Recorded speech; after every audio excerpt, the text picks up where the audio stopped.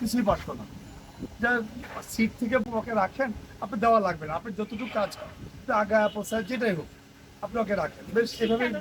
হ্যাঁ, দীর্ঘদিন যাওয়ার পর পর আস্তে আস্তে কম বেশি যখন শিখে এটা জুস, এটা বিস্কিট, বা এটা চানাচুর, বা এটার পরিমাণ অতটুকু, বা এটার দাম অতটুকু, এটা একটু মেল দিয়ে একটা সময় লাগে।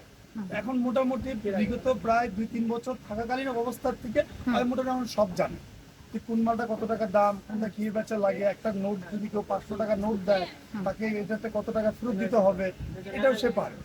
এখন সে আগে স্বাভাবিক মানুষ যেভাবে কাজ করে ঠিক ওইভাবে পারে, তো ওটা বুঝতে একটু সময়টা বেশি না, এটাই। এছাড়া আর কোনো কিছু না, সব আমাদের মতন।